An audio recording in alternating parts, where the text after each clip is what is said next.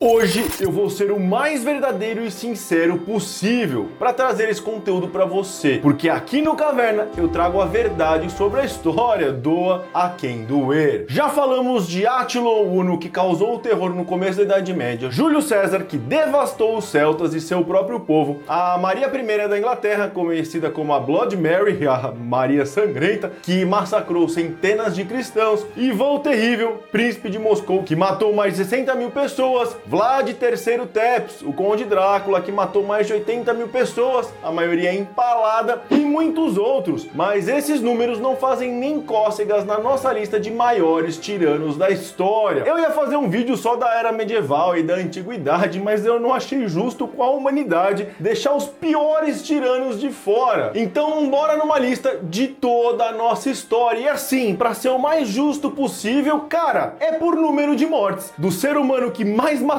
na história até o 15º. Mas antes, já sabe, like, inscreve, sininho e compartilha com os amigos. Bora! Em 15º lugar, Idi Amin, com 500 mil mortes na sua conta. Idi Amin foi o terceiro presidente da Uganda entre 1971 e 1979. Ele é considerado um dos ditadores mais brutais de toda a história, é claro, senão ele não estaria aqui nessa lista. Ele subiu ao poder com seu serviço no exército colonial britânico, alcançando o posto de tenente, antes da Uganda conquistar a sua independência em 62. Ele seguiu carreira no exército, se tornando comandante das Forças Armadas de Uganda apenas 3 anos depois. Ao saber de um plano para prender ele, Amin deu um golpe de estado em 71, removeu o presidente Milton Obote do poder e se declarou o líder de fato do povo ugandense, ou seja, um ditador. Durante seu reinado de terror, Amin afastou Uganda da sua posição pró-ocidente para se alinhar agora com as ambições soviéticas na região. Parece uns países aí que a gente conhece. Com o apoio soviético, ele massacrou todo mundo que era contra o seu governo e dizimou inúmeros grupos étnicos para estabilizar o seu regime. No entanto, a sua ditadura acabou rápido, porque ele foi deposto em 79 após uma invasão da Tanzânia que forçou ele ao exílio. A organização Anistia Internacional divulgou que seu reino de terror matou por volta de 500 mil pessoas, quase 5% de toda a população de Uganda na época. Em 14º lugar, Vladimir Lenin, com 1 milhão de mortes na sua conta. E falando em soviético, cara, muita gente acha que o Lenin foi um cara legal, do bem, um filósofo de boa, mas Vladimir Lenin, na verdade, tem uma história sombria. Ele foi um revolucionário soviético que serviu como chefe de governo da Rússia de 1917 a 1924 e como chefe da União Soviética de 22 até 24, a sua morte. Lenin, nesse período, massacrou mais de 1 milhão de pessoas por motivos políticos e religiosos. A maior parte desse número vem do massacre de inocentes cossacos, conhecida como a descossaquização, onde o Exército Vermelho massacrou cerca de 700 mil pessoas. Simplesmente uma limpeza étnica. Quem mais você conhece que fez isso? Sim, vai estar nessa lista aqui. Além disso, Lenin foi responsável pela morte de 15 mil camponeses na revolta de Tambov, 3 mil pescadores e civis na rebelião de Kronstadt, além de milhares de civis mortos de fome e dentro dos gulags, que eram os campos de concentração soviéticos, durante o seu regime de terror. O vídeo vai ser do cacete. Você está desempregado, quer ganhar mais ou simplesmente está a fim de mudar de vida? Já pensou em prestar concurso público? O Estratégia Concursos é o curso que mais aprova em concursos públicos no Brasil. Você encontra material de alta qualidade e aulas com professores especialistas, com larga experiência em provas de concursos. Simplesmente, os professores que mais aprovam. O material é completo e tem uma linguagem simples que permite qualquer um entender o conteúdo e acertar as questões das provas. Os concursos públicos oferecem salários iniciais maiores que das empresas comuns, estabilidade e segurança, porque você não é demitido, além de carreiras promissoras. Existem muitas vagas públicas em aberto agora. Não perca essa chance. Estude com a Estratégia Concursos, o curso que mais aprova e alavanque a sua carreira. Em 13º lugar, Yakubu Gowon, com 1,1 milhão de mortes na sua conta. Yakubu Gowon foi chefe de estado da Nigéria entre 66 e 75. Ele tomou o poder após um golpe militar, liderando o país durante a brutal guerra civil da Nigéria, acabando com a primeira república da Nigéria. Os caras nem viraram república, já tomaram na rabaqueta. Tudo isso para controlar a produção de petróleo no país. Sempre ele, o ouro negro, ferrando a gente. Durante seu reino de terror contra a república, Yakubu massacrou cerca de 1 milhão de inocentes, que ou foram assassinados por ele, pelas suas forças, ou morreram de fome por causa das suas políticas, além de outros 100 mil soldados opositores nessa guerra civil. O seu regime só teve fim quando outro ditador fez outro golpe militar, o Murtala Mohamed, e tomou seu poder em 75. E em 12º lugar, Mengistu Haile Mariam, com 1,5 milhões de mortes na sua conta. A África é um lugar sofrido, cara. Puta que pariu. A lista de ditadores africanos é interminável, mas um cara brilha nesse conceito de desgraça, maldade, brutalidade. Esse cara, Mengistu Mariam. E adivinha, ele também estava do lado dos comunistas. Ele foi presidente da Etiópia de 74 a 91 e líder do DERG, a milícia comunista, liderando uma campanha de terror vermelho no país, sistematicamente massacrando todos que eram contra ele e a sua política de comunismo. Milhares de inocentes eram encontrados mortos nas suas casas ou nas ruas, assassinados pelos quebeles ou a vigilância comunitária amigável. Você vê que é bem amigável, praticamente o que acontecia aqui na ditadura também. E se não bastasse matar os inocentes opositores, que a galera acordava e via lá que tinha um novo morto na rua, Mengistu ainda cobrava um imposto da família para que o corpo do morto pudesse ser devolvido a eles. Mano, que corno cruel da porra. E sabe qual é o nome do imposto? A bala desperdiçada. Sim, a família pagava pela bala que matou o seu ente querido. E se não pagasse, o corpo era jogado para as hienas devorarem. Essa campanha de terror vermelho na Etiópia foi descrita como um dos piores massacres já ocorridos na África. Em 11º lugar, Kim Il-sung, com 1,6 milhões de mortes na sua conta. Antes do Kim Jong-un e o seu pai assassino, estava o pior de todos, o seu avô, o Kim Il-sung, que desde 72 liderou a Coreia do Norte para o buraco que ela é hoje. Sung lutou por uma economia fechada que permitia ao governo tomar todas as decisões do país. Isso afundou o país e, é claro, as pessoas nunca gostaram dele de verdade. E assim, o seu poder era tênue no começo, mas, como de costume para os ditadores, ele culpava as outras pessoas pela desgraça do seu país, nesse caso, é claro, os Estados Unidos, até hoje. Sung dizia que os Estados Unidos haviam espalhado doença por toda a sua população, e ele seguiu o caminho de Stalin, um dos top da nossa lista, e realizou grandes massacres étnicos em todo o país. A razão para esses massacres era mostrar como os Estados Unidos eram maus, mas na verdade quem estava matando era ele. E pior, nem julgamento de mentirinha a galera tinha, era direto pra vala. Durante o mandato de Sung, o começo da desgraça para a Coreia do Norte, campos de prisioneiros surgiram por todo o país para conter as massas cada vez maiores de pessoas que eram contra o seu poder, claro, velho. Ou virava aqueles robôs que a gente vê nas campanhas norte-coreanas hoje, ou ia pro campo de concentração, morrer de fome, doença ou ser massacrado. Então a gente entende aí porque que os fantoches ali ficam dando risadinha quando o Kim Jong-un entra lá batendo palminha. Que é isso, ou caixão. Em 10º lugar, Pol Pot, com 2,5 milhões de pessoas na sua conta. Nascido com o nome de Salotsar, Pol Pot foi o primeiro líder do movimento comunista no Camboja entre 63 e 81, conhecido como Khmer Vermelho. Pol Pot era ideologicamente um marxista-lenista e, como seu mentor, tentou limpar todo o país de quem fosse contra o comunismo, resultando na morte de aproximadamente 2,5 milhões de pessoas, a grande maioria de civis inocentes. Ele implementou uma política muito interessante, para dizer o mínimo. Na verdade, uma doideira sem lógica alguma. No final da década de 70, Pol Pot teve a brilhante ideia de criar uma parada chamada coletivização agrária, onde ele socializaria a produção do país. E a doideira era mandar todo mundo que era da cidade pro campo e todo mundo do campo pra cidade. Sei lá, velho, pros caras trocar experiência, não sei. Mas como você pode imaginar, nenhum dos grupos se saiu bem nos novos empregos. Quem era da cidade não sabia fazer alimento, plantar alimento. Quem era do campo não sabia trabalhar na cidade. Ou seja, o Camboja afundou na desgraça. Então ele partiu para escravizar seu próprio povo mesmo, que dane-se, pelo menos consegue a produção. Durante seu regime de terror, o povo passou muita fome, não tinha nenhum cuidado médico e muitos eram executados, ou porque não eram alinhados a ele politicamente, ou porque não produziam o suficiente. No final, Pol Pot foi responsável por eliminar 20% de toda a população do Camboja. Um quinto, 2,5 milhões de inocentes. Imagina o quanto de conhecimento, cultura, ciência, o quanto que a humanidade perdeu por causa desse cara e de todos esses filha da puta cruel e sádicos que acabaram com a humanidade.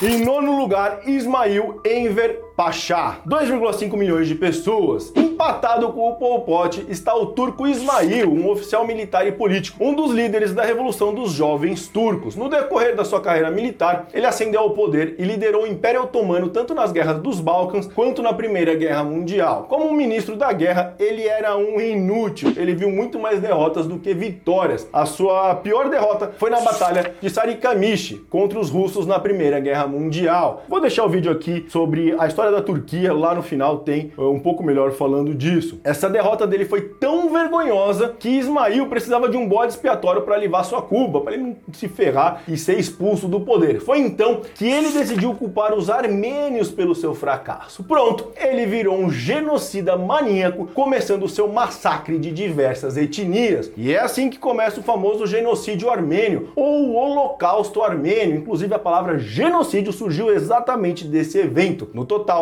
Ismail massacrou cerca de 1,2 milhão de armênios inocentes, 830 mil gregos e 500 mil assírios. E em oitavo lugar, Alexandre o Grande, com 3,5 milhões de mortes na sua conta. Aqui no canal eu já fiz um vídeo todinho sobre o Alexandre o Grande, que durante as suas campanhas de conquistas macedônicas no século IV a.C., massacrou e dizimou centenas de etnias. Mano, ele passava o rodo por onde ele ia. Tem a população nova ali, senta porrada nesses caras. Existem relatos de comunidades inteiras sendo destruídas por eles. O medo da galera era tão grande que geralmente ao saber que as forças de Alexandre estavam chegando, a galera preferia tirar a própria vida do que esperar as suas vidas se tornarem um inferno, sendo torturados, massacrados e quem sobrevivesse virava escravo. O seu reino de terror foi tão grande que até na Idade Média o seu nome era citado em histórias de terror para as criancinhas. Cara, a mesma coisa que o bicho papão hoje em dia era o Alexandre o Grande no passado. O número de pessoas massacradas em suas campanhas é uma estimativa, mas nos registros históricos fica claro o quanto o mundo sofreu com ele. Em sétimo lugar, Hideki Tojo, com 5 milhões de mortes na sua conta. Hideki Tojo era um general do exército imperial japonês. Ele assumiu o cargo de primeiro-ministro entre 41 e 44 por causa da Segunda Guerra Mundial. Mas além de general e chefe do estado, ele também ocupou outras importantes posições como ministro do interior, ministro das Relações Exteriores, ministro da Educação e ministro do Comércio, ou seja, um ditador tirano. O imperador era só figurinha. Suas principais contribuições para a educação japonesa foram o ensino da doutrinação militarista e nacionalista. Para garantir a segurança nacional, ele implantou medidas eugênicas, ou seja, ele começou a separar quem era uma família tradicional japonesa das famílias de sangue misto ou os estrangeiros. Segregação, né? A gente já viu isso aí na história. Os japoneses eram aliados dos nazistas. Durante a Segunda Guerra Mundial, Tojo começou a ganhar batalhas e o público começou a adorar ele por isso. Ele realmente acreditava na ideologia nazista e permaneceu firmemente ao lado da Alemanha. Quando a maré virou e ele começou a perder, foi devastador. Quando o Japão se rendeu, o Tojo foi julgado pelos crimes de guerra que ele cometeu e foi considerado culpado por travar guerras de agressão, guerras em violação do direito internacional e guerras não provocadas contra muitos países. Sem mencionar que ele ordenou, autorizou e permitiu o tratamento desumano de prisioneiros de guerra. Entre todos os mortos, dentro e fora do Japão, Hideki Tojo soma a marca de 5 milhões de vítimas. E agora começa a lista com os mais de 10 milhões. Se prepara aí que agora vem porrada. Em sexto lugar na lista, Leopoldo II da Bélgica, com 15 milhões de mortes na sua conta. Leopoldo II foi o rei dos belgas entre 1865 e 1909 e ele era um colonizador nato, ele curtia colonizar a galera. Ele achava que adquirir colônias ultramarinas, além do mar, em outros continentes, era essencial para um grande país ou um grande império se estabelecer. Então ele sempre estava tentando tramar aí a sua próxima aquisição. O problema é que a Bélgica não estava afim de expansão, apenas o rei. Então ele conseguiu dar um jeitinho para continuar os seus planos megalomaníacos do mal. Leopoldo abriu uma empresa de ajuda humanitária, tipo uma ONG, e chamou ela de Sociedade Internacional Africana.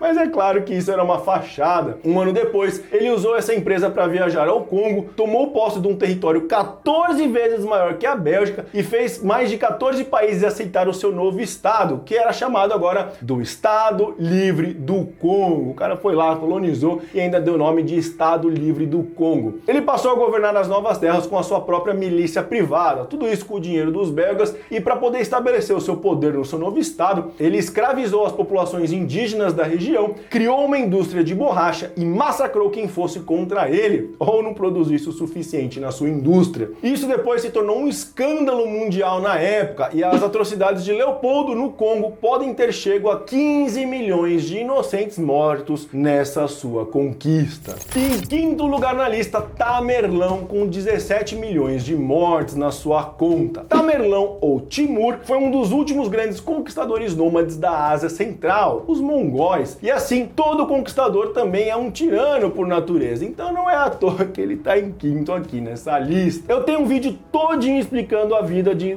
crueldades de Tamerlão, mas para resumir, ele se achava o novo Gengis Khan e queria reconstruir o Império Mongol unificado. Nessas campanhas para reunificar o Império, ele ficou conhecido pela selvageria de seus massacres a civis e uma brutalidade ainda maior do que a do próprio Gengis Khan. Ele dizimou populações inteiras na Índia, Pérsia, Síria, Cáucaso e muito mais. Nas estimativas mais conservadoras, Tamerlão massacrou mais de 17 milhões de pessoas, a maioria de civis. Em quarto lugar na nossa lista, Adolf Hitler, com 17 milhões de mortes. Bom, Hitler dispensa muitas apresentações, né? Ele lutou na Primeira Guerra Mundial, depois virou agente infiltrado da inteligência alemã e ele se infiltrou no Partido Alemão dos Trabalhadores. Só que de infiltrado ele curtiu a ideia e passou a ser membro do Partido dos Trabalhadores, ganhando influência lá dentro e até mudando o nome do partido depois para Partido Nacional Socialista dos Trabalhadores Alemães. Hitler até desenhou a bandeira do partido, colocando uma suástica preta dentro de um círculo branco com um fundo vermelho. Acho que você conhece essa parada aí. Só como curiosidade, a palavra nazi, nazismo, é uma abreviação de nacional socialismo em alemão. Bom, é isso aí que eu tenho para dizer, né? Você já entendeu. Depois ele foi o ditador absoluto da Alemanha em 1934 a 1945. Ele ganhou apoio popular promovendo valores como o nacionalismo alemão e o antissemitismo. Hitler foi nomeado chanceler em 1933 e iniciou o Terceiro Reich. Hitler estava ávido por poder, odiava profundamente os judeus, além de outros povos, e buscava a hegemonia alemã na Europa. A militarização que foi necessária para alcançar esse objetivo foi tão ambiciosa que levou ao início da Segunda Guerra Mundial. As forças nazistas se envolveram no assassinato sistemático de pelo menos 17 milhões de civis. Estima-se que desses, 6 milhões eram judeus e 1,5 milhões eram romani. E em terceiro lugar na lista, Joseph Stalin, com 30 milhões de mortes. Cara, se a Ucrânia tá na merda hoje e quer ver russo longe, para dizer o mínimo, isso veio do Stalin. Joseph Stalin foi o primeiro secretário do Partido Comunista de 22 a 53 após a morte do Lenin em 24. Ele se tornou o líder da União Soviética. Stalin não demorou para lançar uma nova campanha econômica, que obviamente arruinou a produção de alimentos em todo o país, causando uma enorme fome. Entre 22 e 23, a fome atingiu proporções catastróficas e tudo virou um caos na União Soviética. E a Ucrânia foi a região que mais sentiu esse baque, tanto que lá esse período sombrio é conhecido como Holodomor, que significa em ucraniano algo como matar pela fome. Essa grande fome na Ucrânia foi causada de propósito pelas forças políticas soviéticas, como uma forma de atacar o nacionalismo ucraniano. Ou seja, os ucranianos querem se separar, não curtem a União Soviética, tá bom, deixa os caras morrer de fome, tira todos os alimentos que tem lá dentro, alimenta a população da União Soviética que tá na merda também e deixa os ucranianos morrerem de fome. As estimativas do número total de vítimas na Ucrânia soviética variam de 2,6 milhões a até 10 milhões de civis mortos de fome. Cara, pare um pouco para pensar e pense em 10 milhões de pessoas que morreram de fome. Só pensa, só imagina.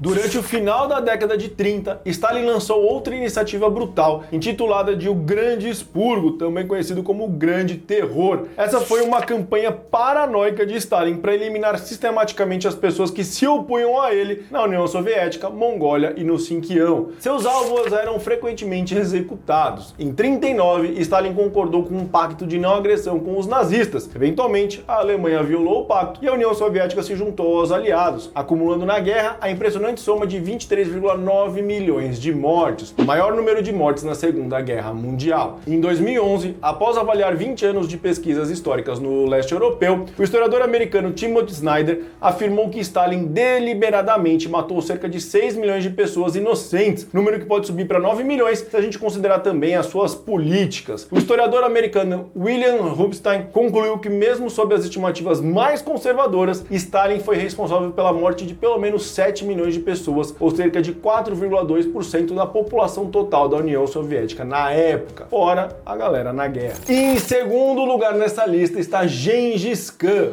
com 40 milhões de mortes na sua conta. Gengis Khan significa o líder universal dos mongóis. O seu nome real era Temujin e na sua infância ele viu seu pai ser brutalmente assassinado, foi abandonado para morrer de fome, foi preso e escravizado, mas mesmo assim conseguiu sair do buraco, juntar uma galera e ser o primeiro a unificar todo o povo mongol. Com um histórico desses, fica claro porque Gengis Khan foi um tirano tão cruel e sanguinário, usando a tática da guerra conhecida como Guerra Total, onde ele aliava a força brutal do seu exército com o terror. Ele massacrava brutalmente toda uma cidade apenas para servir de aviso para as outras que se rendiam no momento que ele chegava. Eu tenho um vídeo aqui completinho sobre o Gengis Khan, vou deixar para você assistir depois, porque agora é hora da gente ver o grande vencedor dessa lista sanguinária, um cara que matou mais que qualquer outro ser humano, tudo isso para forçar goela abaixo a sua ideologia assassina. Em primeiro lugar dessa lista tá Mao Tse Tung com 7 milhões de mortes na sua conta. Cara, antes de eu falar dele, tem aquela série mega que tá na hype na Netflix, tá lá, O Problema dos Três Corpos. Todo mundo de ciência tá falando dessa série. E logo no começo é muito interessante porque mostra uma cena com muita brutalidade, que foi a Revolução Cultural Chinesa. E nessa revolução, eles queimaram todo o conhecimento, a cultura, a arte, tudo que eles geraram por milênios, além de massacrar os professores, filósofos e intelectuais que eram contrários às ideias comunistas. Se você assistiu, cara, não assistiu, assiste lá, porque isso aí foi o Mao Tse Tung. Mao Tse Tung foi um revolucionário chinês, teórico político e líder comunista que governou a República Popular da China de 45 a 76, e mesmo tendo massacrado milhões de chineses, hoje 80% da população chinesa acha que ele foi um bom governante. Bom, as maravilhas da lavagem cerebral. Durante seus primeiros 5 anos de governo, ele sistematicamente matou entre 4 e 6 milhões de pessoas, condenando elas à morte ou enviando elas para os campos de concentrações chineses, que era a reforma através do trabalho. Bom, matar ou ir para o campo de concentração dava no mesmo. E isso era o destino para qualquer um que não concordasse com a sua revolução comunista da China. Ele organizou repressões em massa, estabeleceu cotas de execução e defendeu as suas ações como necessárias para garantir o poder para a República Popular da China. Os seus programas sociais, que foram o Grande Salto Adiante e a Revolução Cultural, são duas das iniciativas mais brutais, aterrorizantes, bizarras e muito mal nomeadas de todos os tempos. O Grande Salto Adiante, que na verdade foi o grande passo para trás pra cacete, foi um esforço para industrializar rapidamente a China. Em vez de investir em infraestrutura e fazer o que tem que ser feito para a indústria crescer, não, quis fazer na porrada, que dá o jeitinho, né? E aí foi pra bosta, você vai ver. O foco era tornar a China uma grande exportadora de aço, e para isso ele incentivou que todo mundo produzisse o metal. O problema foi que a indústria tinha muito pouca estrutura, então muitos cidadãos que agora ficaram animados aí com a possibilidade de ganhar muito dinheiro, começaram a montar pequenas siderúrgicas nos seus quintais, mas mano, eles não tinham competência, não tinham equipamento, e muito do que eles usavam para produzir o aço, eles pegavam ali de utensílios da própria casa. Então saía um aço de extrema baixa qualidade, e esse aço era vendido por quase nada. Assim, as famílias ficaram sem metal para produzir o seu alimento, não tinha dinheiro, porque o aço vendido era uma bosta, e assim começaram a passar fome. Muitos morreram de fome por causa dessa política econômica bizarramente burra. As estimativas apenas para esse programa são de 20 milhões de mortes. Cara, se 10 milhões já era ruim, 20 milhões.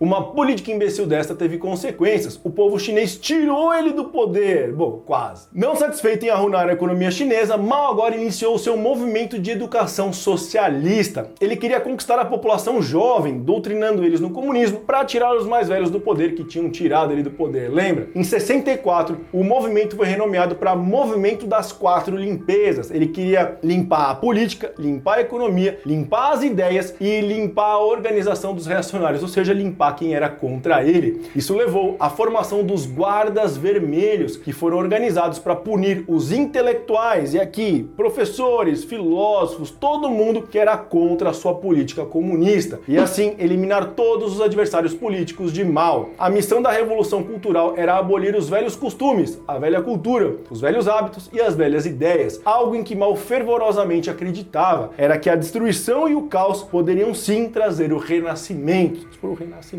da merda. Então ele disse a seus seguidores para destruir tudo: prédios, objetos sagrados, livros, destruir o livro, conhecimento pra caralho, desrespeitar os mais velhos, punir todo mundo que era contra ele, denunciar e matar quem não concordasse com a sua nova política comunista. Em 68, as coisas começaram a dar certo pro Mao novamente, então ele implementou o movimento Descer ao Campo, que durou uma década. O que era isso? Toda essa galera jovem que ele tinha conquistado, agora ele falou assim: galera, vamos pro campo, vocês vão tudo mudar pro campo, que vocês vão se tornar agricultores. Infelizmente, a maioria dessa galera que ele empurrou pro campo foram os mesmos guardas vermelhos que ajudaram ele a chegar ao poder. E é claro que a galera deu errado no campo, e as estimativas do número de mortos chegam a 7 milhões que morreram de fome ou pela brutalidade dessa guarda vermelha. Finalmente, a gente tem que mencionar aqui o movimento das 100 flores, a maior cuzonice de Mao. O que aconteceu? Mao pediu às pessoas que viessem à frente, que saíssem do anonimato e lhes dissessem como que ele deveria governar a China. Intelectuais, liberais, qualquer um podia vir e falar o que estava pensando. Era uma oportunidade de liberdade para todo o povo chinês para falar o que eles realmente pensavam e ajudar o Partido Comunista a governar a China. Porra, que bonito, né? Que legal. A galera falou assim: caralho, finalmente chegou a liberdade aí, mas óbvio, isso foi uma artimanha de Mao para encontrar todo mundo que era contra ele. Então a galera falou: pô, legal, vamos lá, vamos comentar aqui, e todo mundo que comentou, todo mundo, cerca de 500 mil pessoas, ele simplesmente prendeu e acabou com eles. As suas políticas brutais e o massacre de inocentes contrário às suas políticas de 49 a 76 causaram a morte de até 78 milhões de pessoas. Cara, é o que eu sempre digo aqui no canal: não existe bonzinho na história e nem vai existir. Para de idolatrar as pessoas. Se inscreve aqui no canal, clica nesse vídeo que tá aqui, que deve ser excelente, por isso tá aparecendo para você, e bora contar a verdade sobre a história. Falou!